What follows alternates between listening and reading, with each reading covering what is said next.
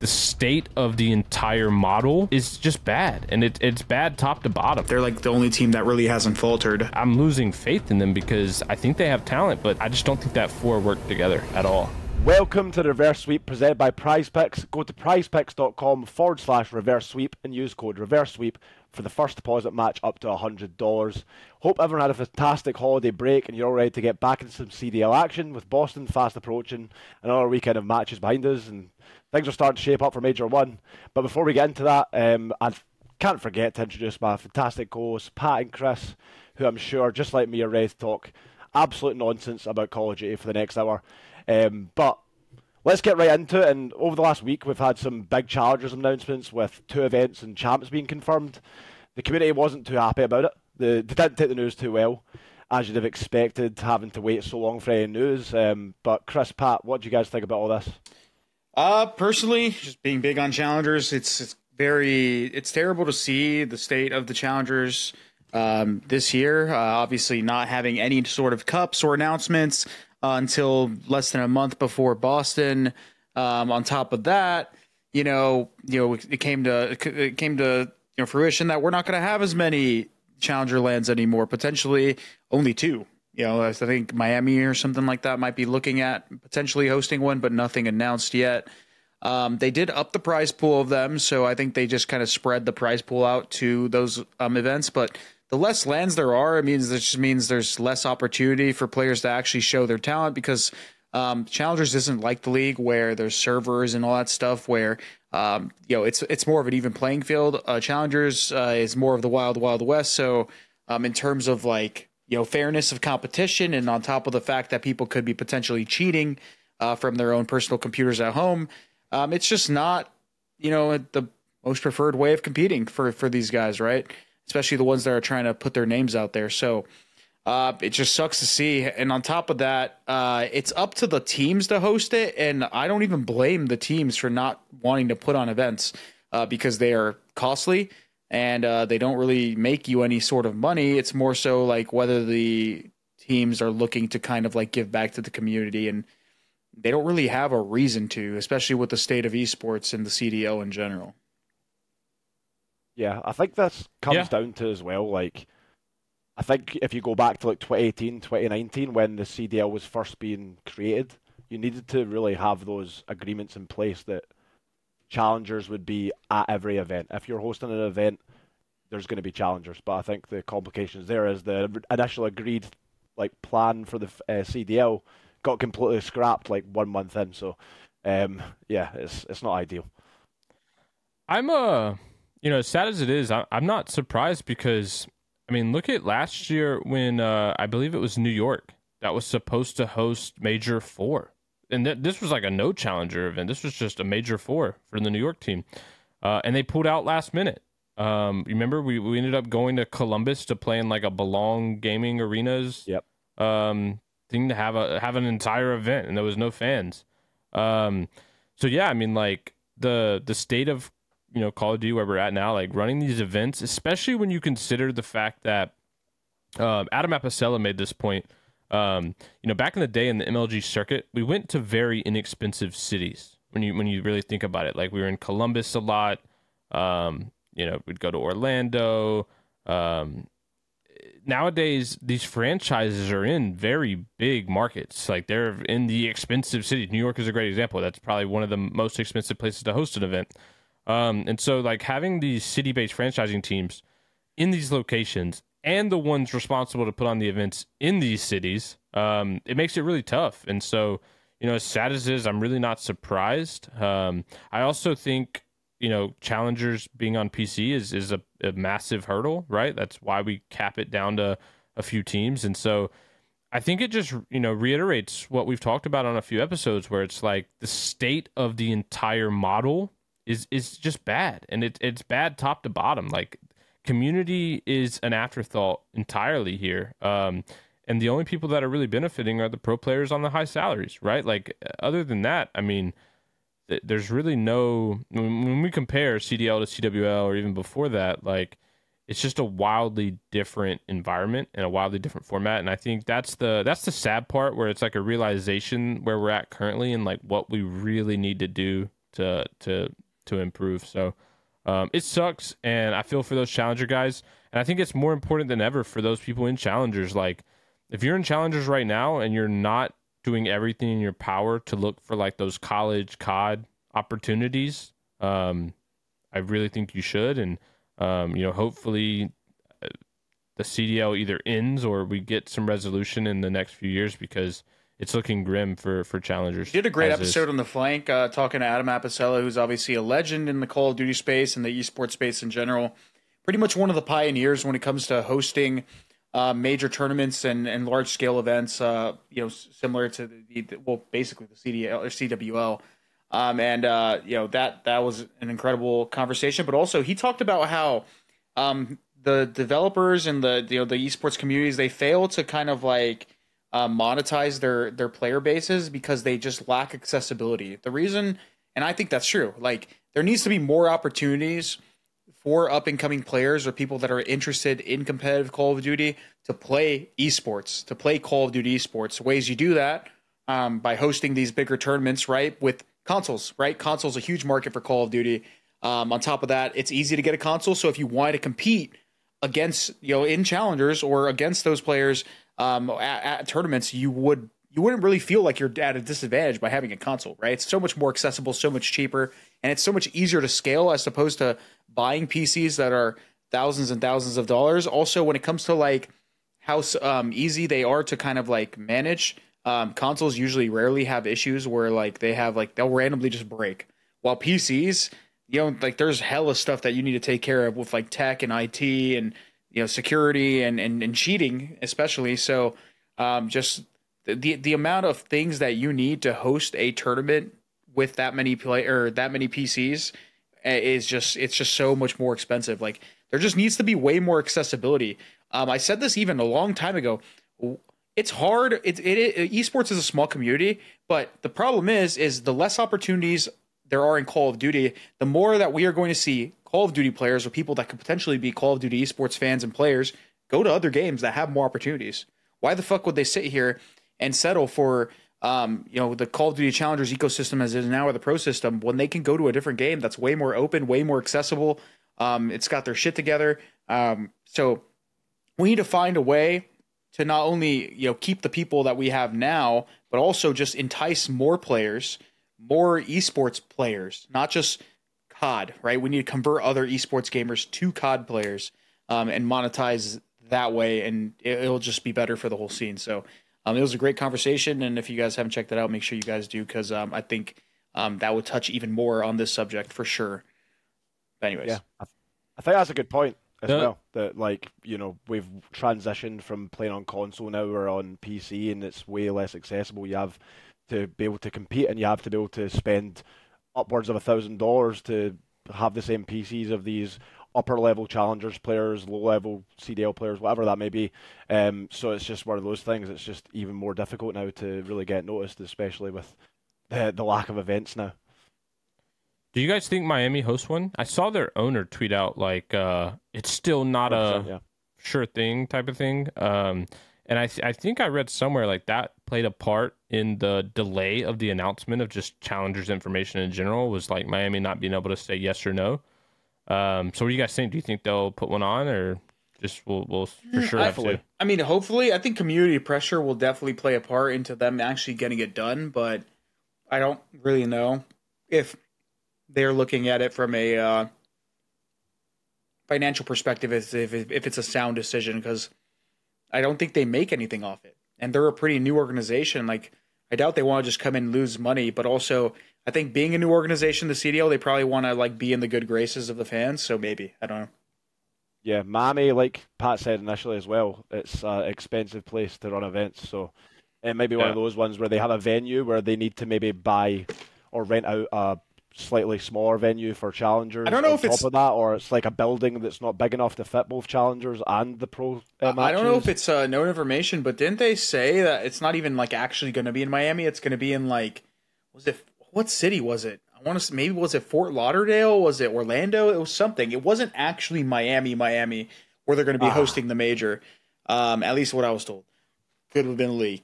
But Well, we'll see. So definitely, obviously, even for their major, they're not going to host it right in Miami. I don't think they do. If they do, I'd be surprised. That shit's going to be expensive, especially during the time that it's going on. It's like during spring break or something. So, yeah, I don't know. Either way, I do really hope that they host an event though, because I'll be there if there's a Challengers event, and if there is one, Miami's always a great time. It's a good place, nice weather, good food. You know, you can't really complain about Miami at all. But it is extremely expensive. Jesus, the drinks there are extortionate, to be honest with you. So I'm not looking forward to the bill if we do end up going to Miami. That's for sure. Apart from that, I think that there's another big announcement. Not an announcement, actually. It's more of a rumor. But Charlie Intel tweeted this week, over the last couple of weeks, actually, that the next COD is rumored to be a Black Ops 2 direct sequel by Treyarch. Pick 10 is back, etc. I don't know much about this at all, but it's an interesting topic of conversation, of course, because us three all competed together actually on Black Ops 2, and I think we all agree that it's probably the best Call of Duty title of all time. So, I mean, if that is the case, I'm going to be incredibly excited for Pick 10 especially. That's been something that I think I've tweeted every year for the last 20 years. It's felt like that I've wanted back, you know, a real class system where we can actually sit there and counter each other. And I know Pat will have the MPs on because his squad used to love throwing them about.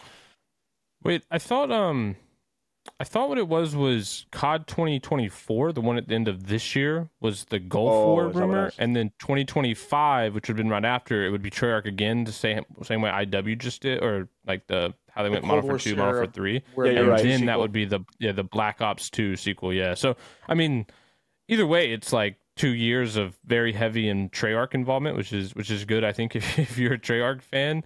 But yeah, I mean, I think, you know, Treyarch, I don't know about you guys, but Treyarch's always been my favorite Call of Duty dev. So I think, you know, they'll be in good hands. But also, in that regard. Bro, this is just like a gameplay related thing that obviously stems from the Pick 10 system and just how they change things.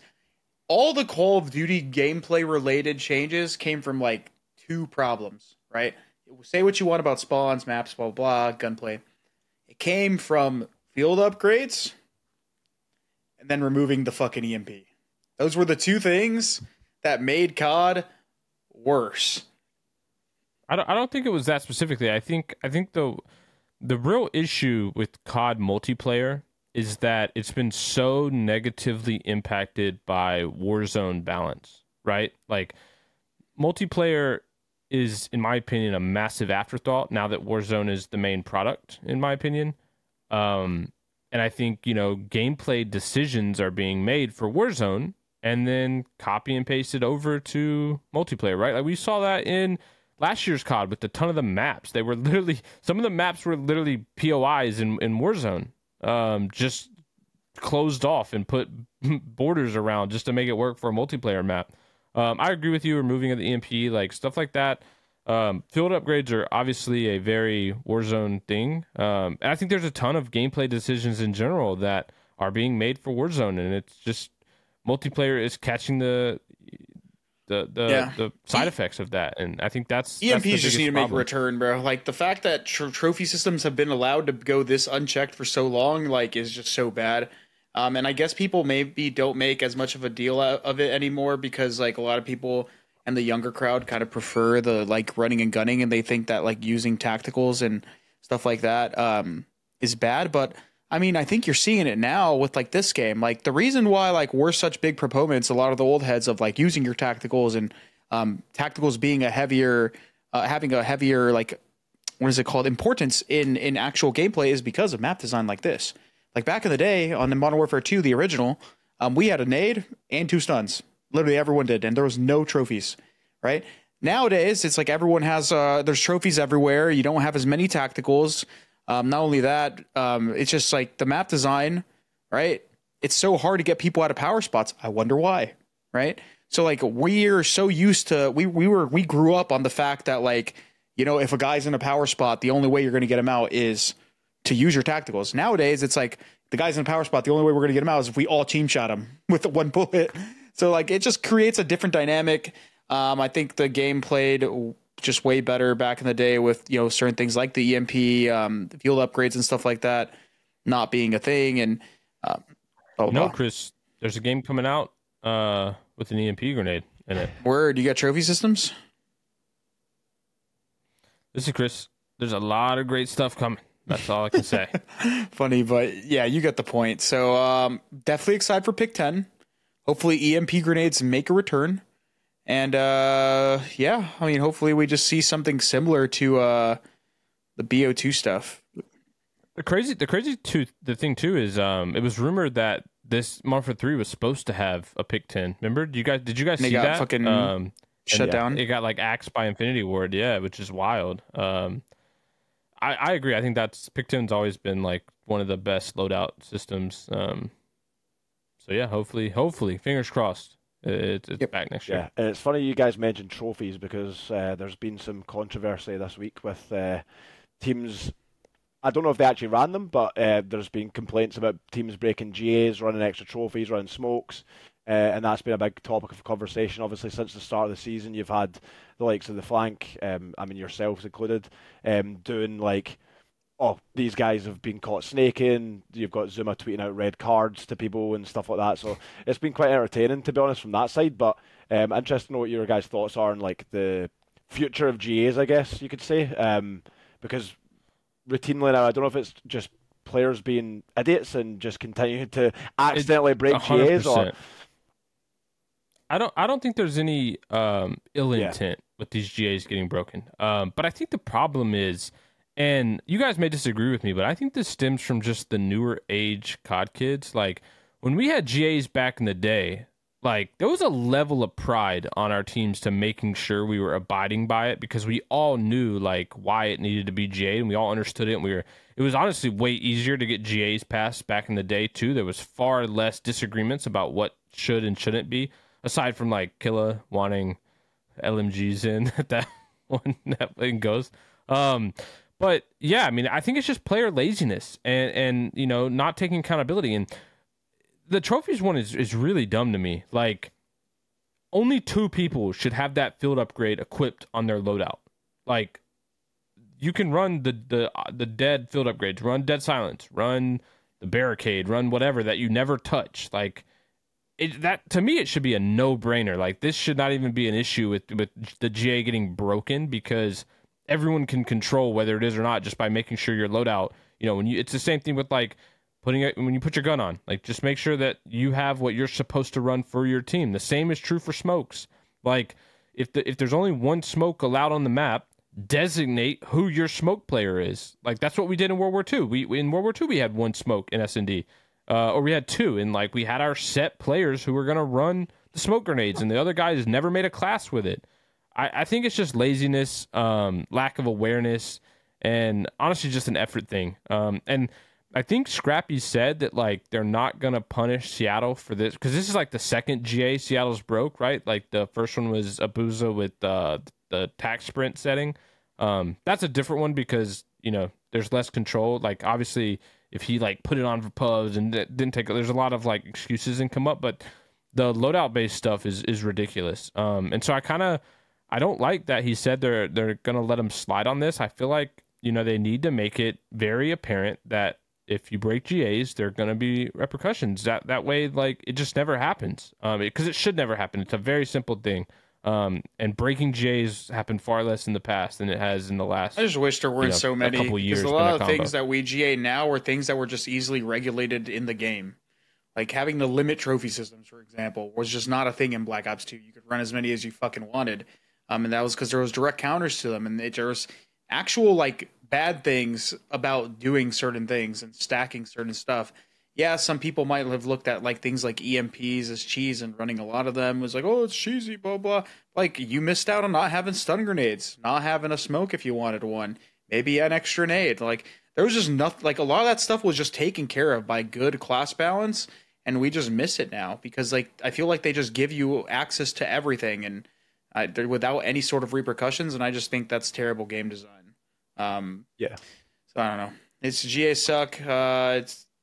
I hope eventually we get to a point where there's less and less of them, and a lot of that stuff's just regulated in the game rules. But I doubt it'll happen. And the poor gameplay balance is gonna impact ranked, right? Like the what we're playing in a competitive rule set, you know, basing around GAs is not gonna happen in ranked play, right? And so You know, you're gonna jump into rank play and you're gonna have to deal with 4 trophies and 4 smokes or whatever other cheese that, you know, we agree is not The crazy thing is like if you gameplay. make your rank playlist, like there's 2 different competitive fans, right? Or competitive players. There's the casual competitive player, which is like fans of competitive that don't actively compete. They just like to play the competitive stuff and follow along with it.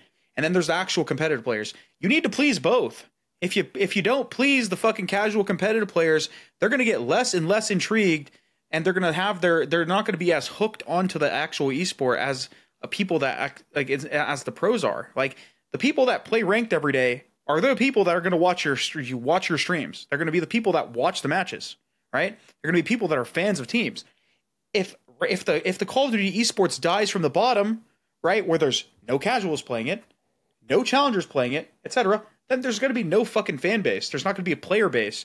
It's going to die. And that's the thing that pros don't fucking see it that way. And 2, some of the people in the community don't obviously see it that way either, especially the developers.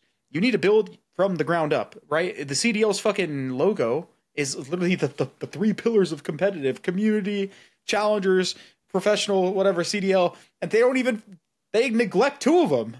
So like, I don't know what they're doing over there.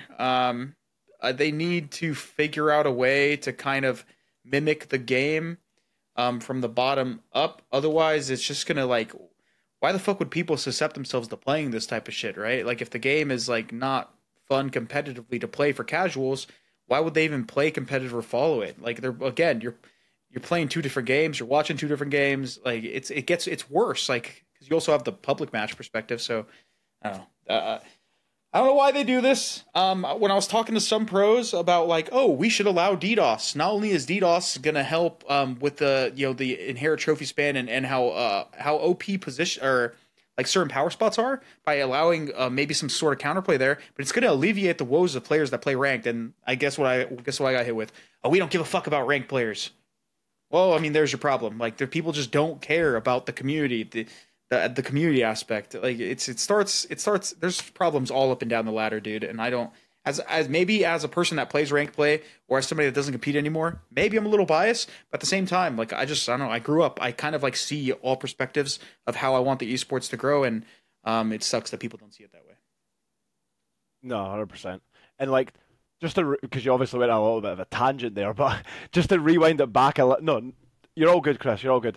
But just to rewind it back a little bit, I just wanted to like say my opinion on like the whole Seattle situation. I think that the big issue I have with the Seattle situation, with the trophy in particular, the smoke, Kyler probably just accidentally had that on. Knowing Kyler, he probably just accidentally had it on and threw it, or he didn't know that his teammate was running at that specific round.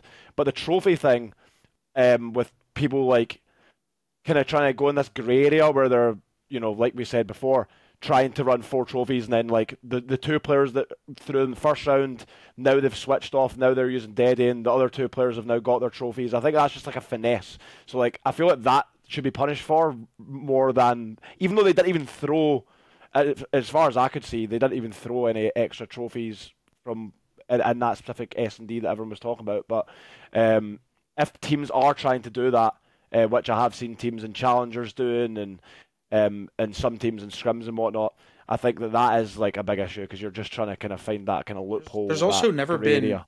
That's for sure what it is. It's trying to cheese the system that there was actually never any conversation about that, because at least even to my knowledge, that's how I played, right? And no one ever told me anything. There would be times where I was playing, like I still remember in challengers, Arklov Peak, and I didn't have a trophy this round for the mound. So I would tell like, yo, we don't have a trophy this round. Okay, you swap to it. We just made sure that we don't throw more than 2 around. Granted, I do agree it should be 2 set players, and they shouldn't ever swap off and swap like players in terms of using it. But that was never discussed. Even Sam agreed. Yeah. So they need to iron down on that sort of like ruling to prevent this from happening. And dude, it even happens in like things like BPL. There's so many times where I have to go in people's group chats or whatever. I'm playing BPL, and I'm like, yo, make sure you have 2 trophies. And then I talk to people, and they're like, oh yeah, I never threw one, but I had it on my class. Just take it the fuck off. It's not hard. Yeah, what do you mean exactly. you had it on your class? Just swap. It's common sense, dude. Yeah. And like, to end that off, I think that the GAs are a bit of a mess. And obviously, it's just an issue that's always been there. It's just that you have to rely on trust rather than anything else, and that's obviously an actual fundamental issue of the whole GA system. But it is what it is. Next topic I want to talk about is Carolina this week. We've seen them coming in with TJ Halley, Real having visa issues.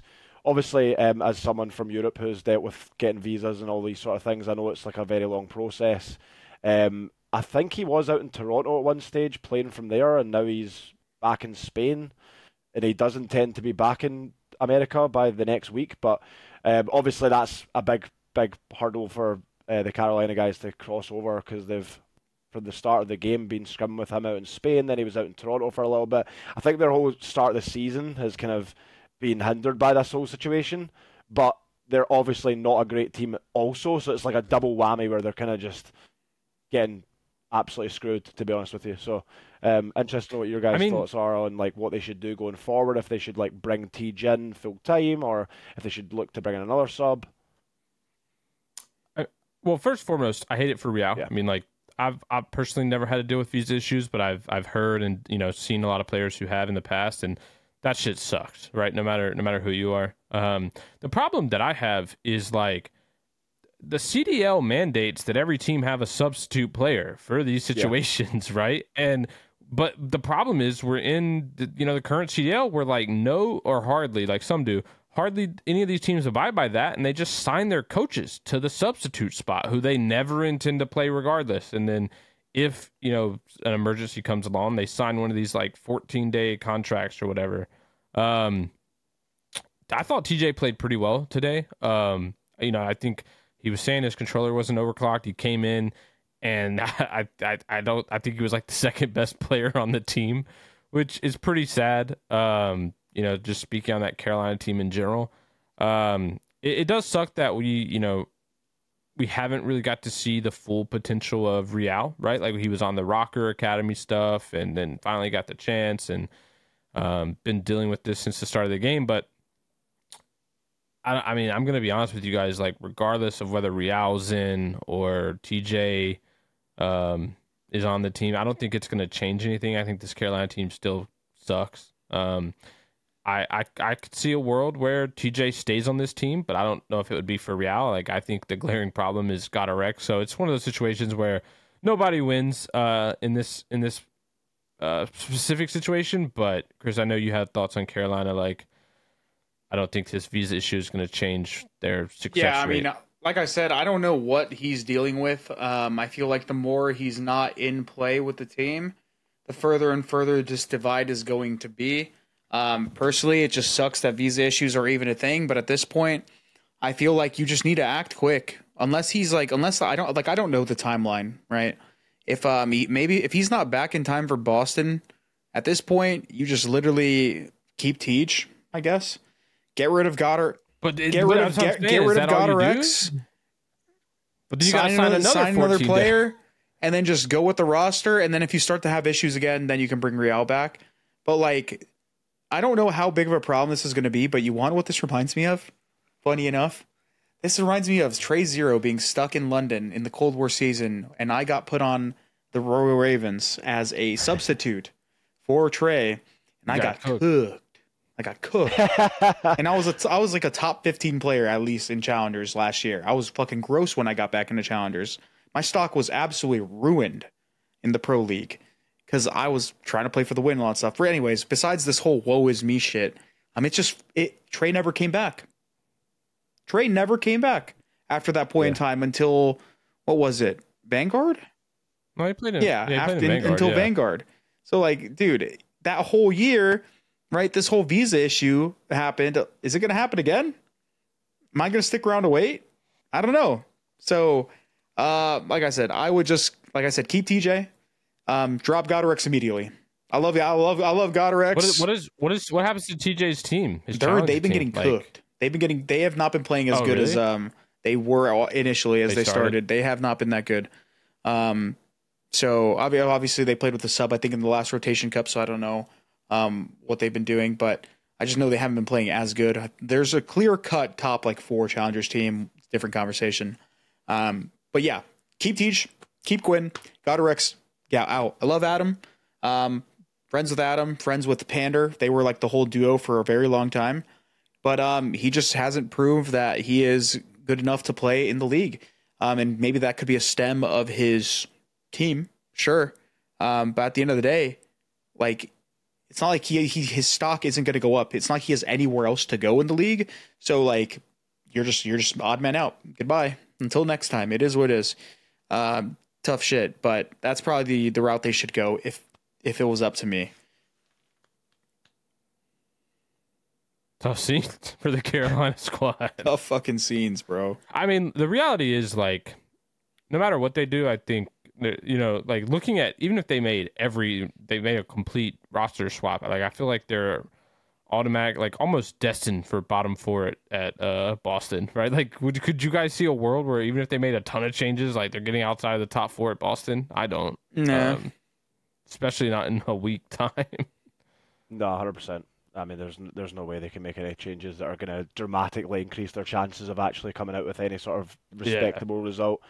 And not only that, like, this is a whole other thing we could go down, but I don't want to rabbit on too long. But I think that obviously the organisation as a whole has never been one that's typically, at least for the last couple of years, invested a lot. So making loads of changes and doing all these things isn't something that I foresee happening with that organisation, to be honest. The good news, though, Mark, and this is where we can benefit from this Carolina situation, is let's review some of our prize picks that we made for this week. So unfortunately, we didn't make any Carolina player entries for this week. But now that we know their situation, I think we definitely can for next week. So I do have bad news. As you guys know, we lost. Our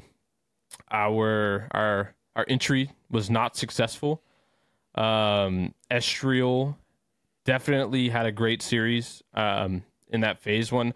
It was funny too, because like when we talked about which we were gonna, you know, what our entries were gonna be for this week, we were looking at Estriel and Fame had a terrible series against FaZe.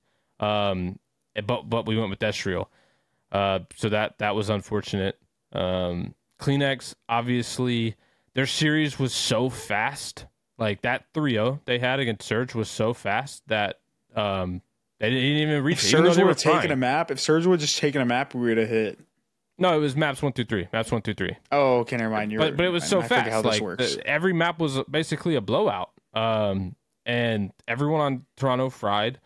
So Kleenex did not have more than 54.5. But our last two to at least give us a little benefit to our pick for our entry. The RCDs had less and accuracy had less, which I think, as sad as it is to say, those were easy, bro. Yeah, these are the easy ones. Steffi R's. Anything you guys think we should have done differently?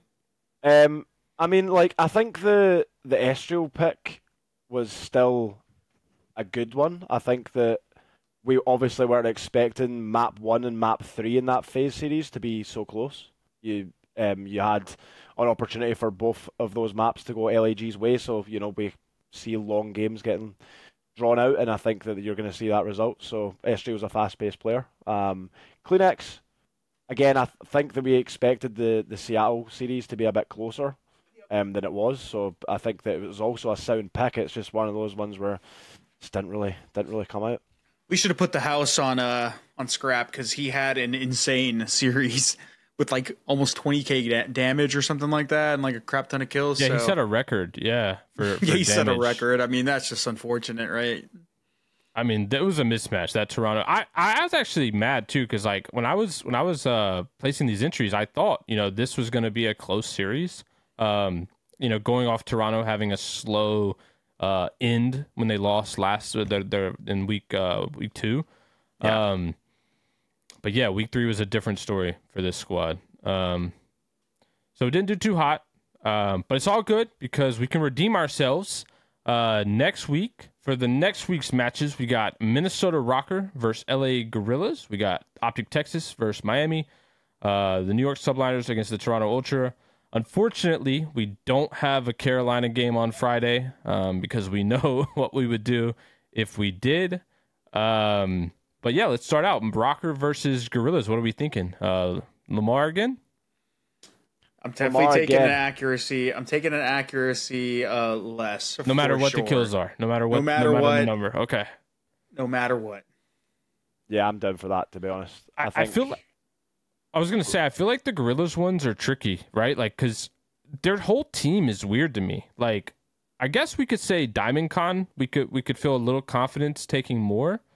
But the other guys are so streaky. Like, they're day to day. Like, they could have a terrible series or fry. Like, when we look at Fame and Estriel, that's what we just dealt with. Like, one day Fame was the worst player, and then the next he was the best. So. Nah. Here's the thing though about Estriel. Estriel, it's not he's always consistent, but like you don't know if he's hitting them more or less. It's more so that like he is like such a stable player in terms of like how he performs, where he's not like going off, but he's not getting shit on. So picking him is very risky because, like I said, we're gonna stay away. What stay about, away. Just do Lamar. We don't need to pick a player on both teams here. We can just go with Lamar if that's what we're confident with. Because let's revisit that. I think the only other one we would pick is Diamond Con Moore if we come back. All right, so let's just say for now we're going to go Lamar, no matter what, less than whatever the kills are. Yeah. All right. Moving on to the Optic Texas versus Miami Heretics. I'm going to jump in here and say, no matter what the amount of kills are, I'm taking Kenny Moore. He has looked like an absolute beast on this Texas team. I think he, making case for maybe a top 3 player in the game currently.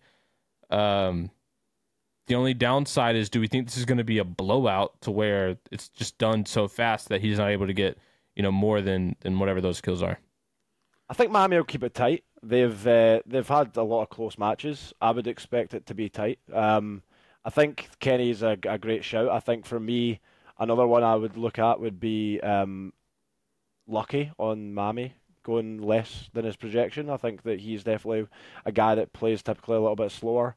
I think that could be a shout as well, but I'll also probably do favour the Kenny choice.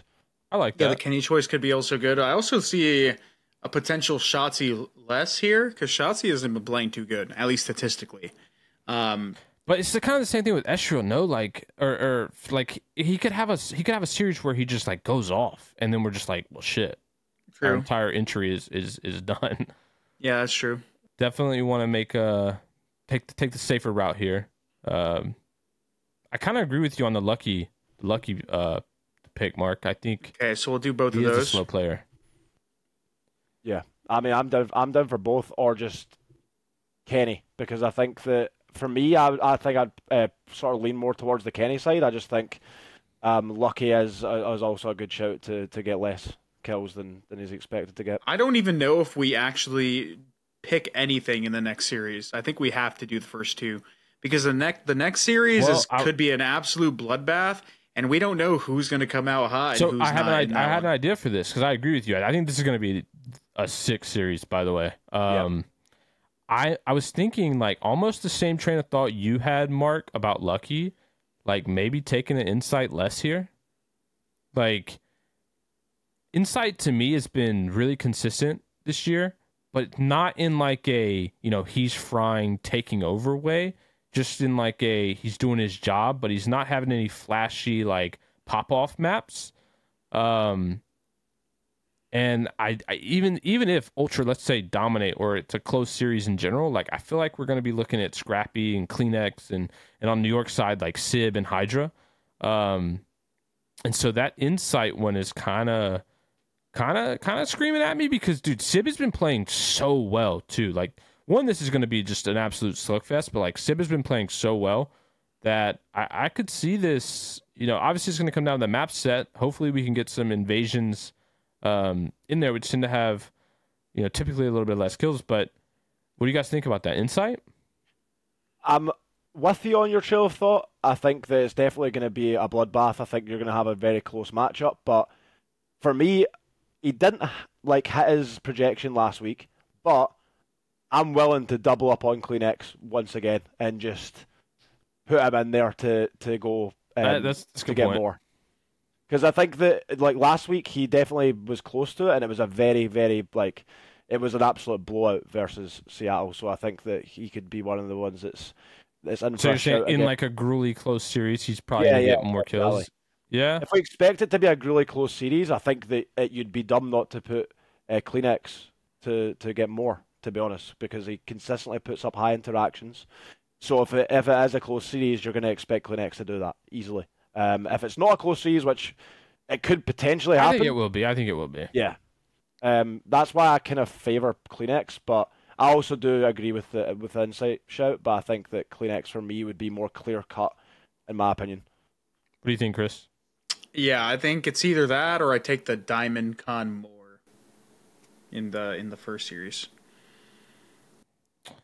Like an additional one on that series. The only problem with that one, I think Rocker's so bad. I don't know, like I feel like that series could be quick. Like that could just be an LAG just surprise 3-0, like pretty convincing, especially if they get the maps that they want. Yeah. Yeah, I mean, I don't really know what to expect from that series, to be honest, because although, like we would probably say that LAG have definitely showed more promise, they've looked very close against some of the better teams, and obviously they've picked up some big wins. I think that still, I wouldn't put it out of the realm of possibility that Rocker could come in and somehow like grind that result. You just have trauma, like LAG trauma from seeing all their rosters like just inconsistent. Where like you see these players' names and you're like, no way they're just going to be a consistent team this year. Like we were talking about on the flank how like they're probably a top 5 team. Like in terms of consistency factor right now, they beat the teams in front of them. They're playing what? Miami. I think they have to beat Miami, Rocker, and Seattle. Those are the last mid-pack teams that they haven't played. They beat like most of them, if not a combination of those teams. They're a top 5 team. That's crazy, right? And that's not something we even ever had a conversation of an LAG roster being. So I think if we're gonna take a more here, I think I have more faith in Kleenex, especially in a Gruely series. All right, fairs. So we confident with that? Accuracy less, Kenny more, Lucky less, and Kleenex more. Yeah. Okay, let's do it. I'll make sure to reload up on Prize Picks for our entry next week. Luckily, they offer Apple Pay now, so quick, easy deposits, and we'll get in and hopefully have a successful entry for week 2. But yeah, so anyone watching, go to prizepicks.com/reverse sweep. Use code reverse sweep for a first deposit match up to $100. And we'll see you for when we place our entries next week. Yeah, let's get into the weekend's matches. So we obviously had a great weekend of matches, in my opinion. I thought that I enjoyed pretty much a majority, even though there's a lot of blowouts. I think there was some good COD on display. We've seen the new spawns on some maps, particularly Subbase, which has obviously changed probably most drastically in comparison to the patch we were previously on. We've seen multiple different games that were just going down to time, and it was very mixy. Now it's like slowed down quite a considerable amount. It's changed up completely. So for the most part, you've seen the likes of FaZe continuing their dominance. I think that, like I said in the last episode that we had, it's kind of boring talking about FaZe. They come in this week, they win 3-0, 3-0, but to be honest, it doesn't tell the whole story. I think we can talk about that LAG matchup specifically. Map 1 and Map 3 definitely very winnable for LAG, and I think that that's obviously great signs of life from LAG in terms of when we were talking about them as a collective previously, we didn't really foresee them ever, hanging with the top teams. And although at the end they ultimately lost 3-0, so in 2 weeks' time everyone's going to forget about the close matchup. I still think it was a great result for them to actually be able to pull that out and show that they can hang.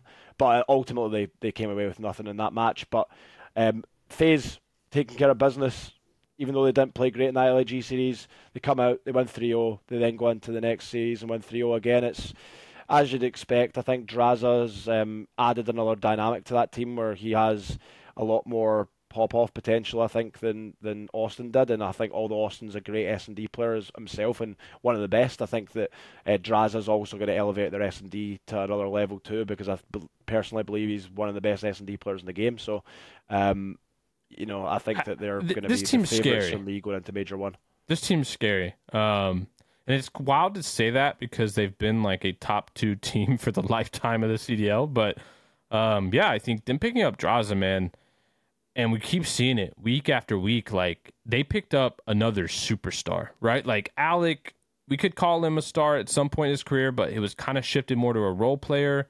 Same for Austin, right? But now we have Draza is literally like just taking over and is having the attitude of like, this is almost too easy. And so yeah, I'm pumped, man, for seeing this squad debut on LAN, and hopefully getting more of these top 4 team matchups, which we obviously will as we get later in the tournament at Boston. But man, it's just not even close. When they play these teams outside of the top 4, it's just going to be hard, man. Like, you look at all the like past phase rosters, even when they had RCs and they looked really good in Cold War. Alec was a great player, but at the same time, he wasn't like a star player. And now they have Draza on their team, and not only does this guy obviously mesh well with the team, they look good, so you could tell, but he's another person that's also going to pick up slack. So, like, you put another star player on a team that isn't interfering with the way the team dynamic has worked in the past. Sib looks like he's at his best after previous years. Celium still looks as consistent as ever. It's just like, where are you guys going to beat these guys, right? Obviously, they still have to play, I think, Optic at the end of the stage, which is going to be hype as fuck, because obviously Optic had their number for the last couple of years, always beating them, at least in their online. I think beating them in general. I don't even know if it was just online, but just beating them. So, winning that is going to pretty much solidify them as the favorites of the major. Obviously, if they end up losing Optic, people are going to be like, oh, they still can't beat Optic. But at the end of the day, like, they're setting themselves up to be in a good spot here, undefeated, looking as good as ever. They're like the only team that really hasn't faltered at all. Yeah. They're like on a league of their own right now. They're like, I'd say they're at the top of the pyramid, and everyone else is sort of whittling down beneath them, just from what we've seen so far. And just even things that I've heard behind the scenes, from what I know, they've been destroying everyone. Just firing on all cylinders, yeah. Yeah, so I think that they're like, they're really hitting new levels. Well, not new levels, I'd say, just maybe last year, the last 2 years, you'd say they weren't really at that, like, they weren't in the phase of like the Cold War or the previous years. So I think that they definitely are going to be a really, really tough matchup for anyone going into Major 1. And I think that you've obviously spoke about them before, but the next sort of 3 teams below I'd put would be like New York, Toronto, and Optic. New York and Toronto I'd put slightly above Optic, because just Optic faltered a little bit at the start of the season. That Vegas one was sketch too. Like, it was weird. They go down 2-0, but it's like as soon as they won that control, it's just like, oh well, they won this series. Like, I have no faith in that Vegas team after that. Yeah. But Optics look shaky. But the upside is they have like Pred and Kenny are looking insane this year. I wasn't expecting those two to come in and be like, almost the lock for best 2 on this team. I know, Chris, you mentioned it earlier, like Shotzi has not been playing well. And I still want to see more from Dashy. But I think this team, I think we're talking about like FaZe, they are firing on all cylinders. And if Optic can get to that point, it'll definitely be a lot scarier in this top 4. But I agree with you. I think right now, New York and Toronto are better than them. And they're the closest to catching up to FaZe. And just an early prediction, I'm hoping for a Toronto FaZe grand final at Boston. Really, I think that'll be sick. Me too. Yeah, pretty much in the same boat. I think that with Toronto, even though they did lose that 3-0 to Boston, and I know this may sound dumb to people listening, and I know New York are undefeated, but I still think Toronto look better than New York. I think New York, though, do have like another level that they can reach to. I think that they've obviously been grinding at results, getting the wins over across the entire like stage. But at the end of the day, I think that they've probably looked a little worse than Toronto as a whole. They've had a lot of close maps. Series that they potentially could have lost. Sib has literally been having like 1.8s. Yeah. We know, like, COD, like, that's not a sustainable level of play. He's obviously doing obscene things at the moment, but like, there's no way he's going to keep playing at that level. Like, even if he falls back to a 1.2, like, the difference between a 1.2 and a 1.8 is still a big deal in a series. So, I think they're, relying on that star power and edging out these games versus like just coming in and being clear cut the best team. But like in Toronto's wins, it's just like, damn, like that team stood no chance against them. And it's kind of the same attitude Draws is having, like that Scrap's having. Like he's like, this is just so easy. Like these are my sons I'm playing against. Like, and I believe I heard him say on stream the loss to Boston. He was like, I've never beat Boston online in my entire career, but I've never lost to him on land. So it's like one of those things where could just be an online skill diff. But we'll see. I think it's also like the server selection. Obviously, I used to be a part of Toronto, so I kind of knew this as well. The server selection between Toronto and Boston is pretty favourable to Boston, from what I remember, unless it's changed over the last 2 years. I know that's definitely a factor as well, but to be fair, I think that there's multiple times that probably Toronto should have beat Boston over the last couple of years, but it's actually crazy to think that they've never beat them online. But yeah, historically, I think they've done fairly well against them on LAN. But yeah, I think you hit the nail on the head there. Toronto, when they're playing, like if you look at their stats and stuff like that, they're kind of just performing, like especially with their matches this weekend, just performing how you'd expect them to perform. Maybe, you know, slightly higher KDs and stuff like that from the likes of Envoy, but you know, their last match and their loss against Boston, or their matches in the last part of the stage, and their loss against Boston, they obviously had Envoy performing the worst anyone's ever seen of him. So as long as he kind of hits that 0.9, you know, maybe going positive, and he's like being an impact on the map. When he was dropping at 0.5, he's not making any impact on the map. So I think that he's definitely, as long as he kind of goes even, I think they're going to be in a position where they can consistently perform at the highest level, and I think that they're going to be one of those teams that are going to be hard to beat alongside FaZe. But yeah, I think that now that we summed up the top four, we could talk about everybody else. Yeah. Now that they're in their own bucket, basically. Yeah, no, exactly. Then I don't know, like my whole opinion of the rest has just changed like drastically, even over today, to be honest. You know, seeing Miami lose that game against Boston. I mean, the loss against Seattle for Miami was tough, but then when they come in today, I'm expecting a bounce back against Boston, who have just obviously came off a loss. But I guess Miami were. I shouldn't have been as high on Miami as I was, I guess, because they were not. The strength of schedule tricked everybody, right? Like they played basically the bottom three teams that we know now at the start of the league. Like they came out, they looked great because they were just shitting on these teams they're not good. Yeah. And so to me, I mean, like I think you're right to be high on them in a sense that like they're not bottom four, but outside of that, it's like I don't think they were as good as they were looking in the beginning.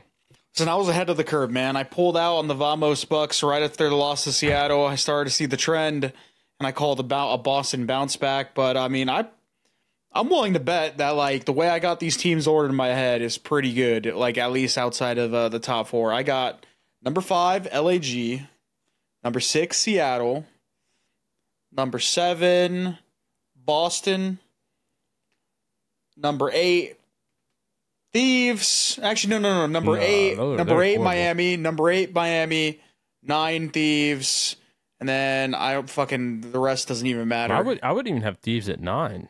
What would you put them at? Like 11, 12. They're horrible, dude. Maybe really Vegas? bad. Maybe Vegas at 9 or Minnesota? Yeah, I'd probably say Vegas is a better team with no ice. Like, yeah, true. For me, it's like Carolina, Rocker, or Carolina's for sure 12. Like, no question. They're for sure 12. I would probably put Thieves at 11, Rocker at 10, Vegas at 9. I don't know if I agree with that. Well, it's kind of one of those things. It's like does it even matter how we rank them? Like they're the bottom 4. Yeah, that's true. No, they're definitely the bottom 4 right now. But I think LA Thieves, though, if you look at their matches, they have been in a bunch of advantageous positions. They're not closing at the end of the day, so that's all that matters. But in comparison to like what we've seen out of Minnesota and some of the games, and what we've seen out of Vegas, I do think that LA Thieves can be better than those teams with the talent they have on their rosters. Well, the problem, Mark, and you probably didn't see this because Octane had linked it earlier, but out of all 48 players in the CDL right now, there's 3 of the LA Thieves guys who are all like bottom 9. Yeah. Like in KD. They're bottom 9 in KD. Like they're not getting kills. And like I agree with you. I think this team has some talent, but it's not producing anything. Like they just don't look good at anything. And they've definitely had some series where they played close and they don't look like they're getting world starred, but it's like it's consistently bad enough that I'm losing faith in them because I think they have talent, but I just don't think that four work together at all. Yeah, I think you hit the nail on the head. I think that they're just not a good composition, whether that be from like a personality perspective, whether that be from like a roles perspective. Something's off, and their teamwork. Like you've seen the amount of numbers advantages they have in S&D and stuff like that. These sort of things, like they happen. You lose like 1v2s here and there. You lose these clutch scenarios, but they're happening consistently for that team where they're just falling apart at the crucial moments in games in all game modes. And like you said, if you compare them to like a Seattle, where Seattle have not looked great in Respawn, but you know they're strong in S&D and they're going to be able to like compete in every single series that they play in because they're going to be strong in that game mode. LA Thieves have no positives right now, so it's hard to really put them outside of the top. I'd definitely say it's an argument for them to be the bottom three. For me, I wouldn't put them 11th though. I'd probably put them 10th or 9th. That's fair. Yeah. Yeah. But yeah, I think that like outside of that, I think that you've got obviously. I think everyone hit the nail on the head in terms of the standings and the way I'd put it. I think that Seattle and LAG are definitely squeezing into the top 6 at the minute, but luckily we've got another week of games to see how those teams sort of finally match up going into the major. You know what makes me excited for, Mark? Our bracket prediction next week for the Boston major. Now that we're ranking them a little bit, we're seeing how these teams are. I can't wait to see what this bracket looks like. Yeah, that's true too. Jeez, this bracket's gonna be hilarious. There's gonna be some bad matches day one, like some bad. People you wouldn't expect to just be out like day one, like Thursday, Friday, whatever. They're gonna be out immediately. You're just gonna be like, "What happened? What went wrong, dude?" Yeah. Like, you know what I mean? Yeah, no, I'm definitely looking forward to like us predicting like dark horses and stuff like that because at the end of the day, there's going to be one of those teams that shows up to LAN and just shits themselves, and there's going to be one of these teams that's maybe underperforming online that comes in, they maybe notch in a little top 6 here and there. LA Thieves, I'm buying the ticket. No, I'm joking. I'm not buying that ticket. There's absolutely zero chance I'm buying the LA Thieves ticket right now. But yeah, I think that we've kind of covered most of the teams, to be honest. So let's probably segue into our predictions for next week. Let me pull up the old schedule first. Probably should have had this open already. Obviously, we spoke about this earlier, so we can kind of bang these out. The Minnesota versus LAG game. How do you guys see that one going? I got LAG. LAG for me, it's like. But I do still want to keep seeing Lins play as good as he has. But for me, he's really the only shining spot on this rocker squad. But yeah, I think LAG is just consistently better across the board. I think they'll take this one. Yeah, I think LAG is just a better team. But like, it's hard to like put a lot of confidence into the players in LAG just because like you haven't seen all those players or just those players in general in the league for a while. Like obviously Fame was there last year and so was Assault, but like Estral and Diamond have been away for a while and Estral's first time. And then in terms of like Fame and even Adam Assault's success, like it's been up and down, like lots of down. So whenever I'm like sitting here like predicting them to win like almost every series except for against the top 4 teams, I'm kind of like, am I sure? Right? So I'm confident they'll win it, but at the same time, like you never really know with like Minnesota just has those streaky players. Lynn's obviously pop off, Vivid pop off. We're still waiting to see Wake pop off in the moment in the way that he has in other games. A lot of people are calling him a sound EQ. Lamar doesn't pop off. He's having a sound EQ. Merchant Crisis. So I don't know. We'll see if that team gets any better over time, but I still have got LAG taking the versus series. Yeah, I think that Wake's in absolute hibernation right now. Never mind sleep. He's I don't know what's going on with him. I don't know what's going on with him, to be honest. Because I think that's the same thought process as me, Chris, where if I'm looking at this match, you look at the players on each team, and you'd probably go Minnesota, but then you've seen what you've seen from LAG, and you think, obviously, that they've looked like a much better team. So I'd go with LAG as well. I think that they've looked the much better team by a good amount. So regardless of Minnesota's result today against Carolina, I can't really take that too seriously, to be honest. Unless I see Minnesota getting results against a decent team, it's going to be hard for me to give any credit there. So I'm going to go with LAG for sure, maybe 3-1 or something like that. looking at these series, I'm trying to pick the best ones here. New York Ultra. I know we talked about it a little bit, but who do you guys have for this? Do we think it's going Game 5? I could easily see this going Game 5, and if it does, I might lean the way of subliners. Like, I think if it goes Game 5, I almost have more faith in subliners to clutch up. But if it's not a Game 5, it's 3-0, 3-1. I obviously have Toronto. But if it goes the distance, I think New York might be able to clutch up. Yeah, I'm not opposed to that. I got New York just because their S&D has been really stand out this year. And for a team that I personally didn't think was going to be crazy good at search and destroy, with obviously Sib's history on the Seattle roster, and then even New York having S&D woes at certain points throughout the Modern Warfare 2 year, it's kind of surprising to see them turn around that game mode so quickly, although it plays completely different this year with the addition of Dead Silence. They've looked pretty serviceable in every other mode. While I still think Toronto, yes, they've looked great, but there's been times where, we've seen some weaknesses out of them, and they obviously have a loss under their belt. So, I'm going to say that New York is probably going to perform better here, but we'll see how Toronto's progressed, man, if they've been able to iron down their issues, because I think I was worried for Envoy for a second to see if he was going to put it together, but he's looked really good this last weekend. So we'll see, but I'm going to go with New York. If you guys are going to go with Toronto, I'm going to mix it up. No, I'm definitely going Toronto for sure. For sure, Skate. Mixing it up. I agree though with what Pat was saying. I think if it goes Game 5, I can see New York winning. They've got the mental edge on them in terms of like champs last year. If you look at how New York have performed in their matches so far, they've had Game 5s, they've had close round 11s, etc. They've had a lot of clutches so far this season. I think that's going to obviously give them that mental edge when it comes down to those Game 5s, if it comes down to it, which I could see it getting pushed to. But I'm going to go 3-1 Toronto.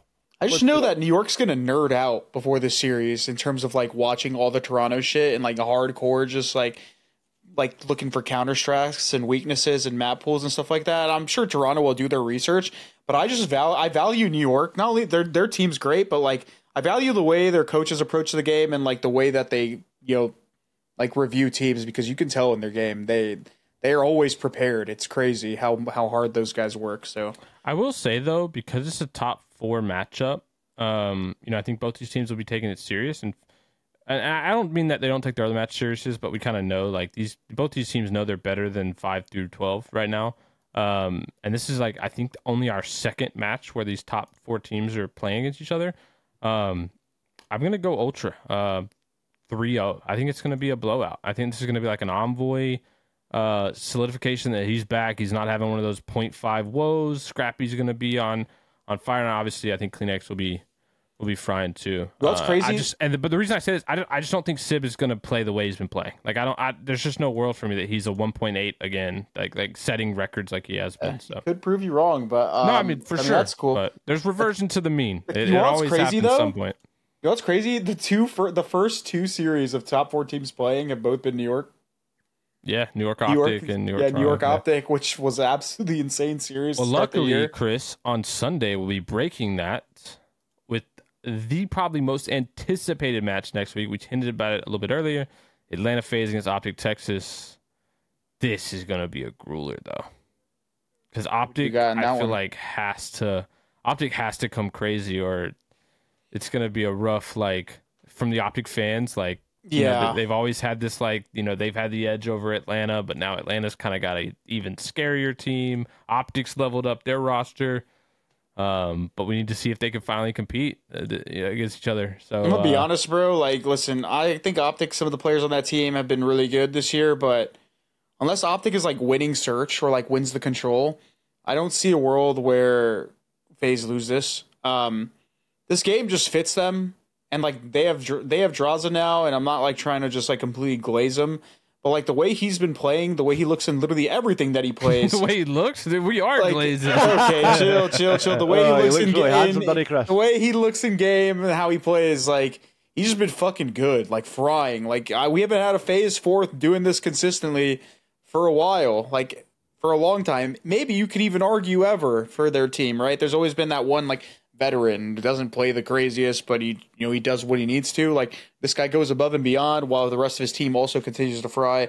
It's just hard to find a weakness, bro. While like every other team, you can kind of point one out. So, Mark, we might have to get a new segment for these episodes. We'll have to have a Parasite Glaze segment. Parasite Glaze segment where I just absolutely gas up somebody. Listen, I see it.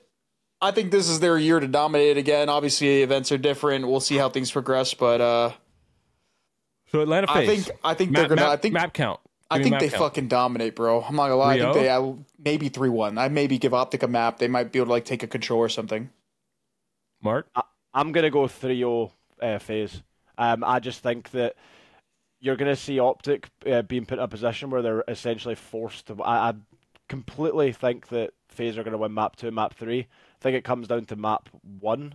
I think that, to be honest, I've got FaZe 3-0. FaZe 3-0, just convincing win.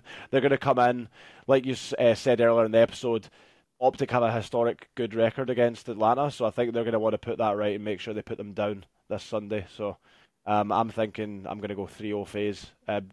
Again, I think Optic are a top team, and I think that they're definitely going to be probably in the top 4 at the first event, but it's hard from what we've seen from FaZe, from what we've seen from Optic, not to expect pure domination, but you never know. I think if Dashe and Shotzzy can potentially play at the level that we expect of them and match Kenny and Pred, I think that we could definitely see like a more close series. And if it goes down to that game 5 somehow, some way, then I could see Optic taking it, to be honest. But it's one of those ones where I think it's probably going to be done in 3 or 4 and FaZe are going to come out victorious. well, I hate to break it to you guys. I disagree. I think this is going to be an Optic masterclass 3-0. Ooh. Whoa! Oh, I don't know if I believe that prediction. Is that true prediction? That wasn't. I was just had to test you guys. I just had to test you guys. Nah. There's no Listen, way. I might actually put a side entry in on Prize Picks with just FaZe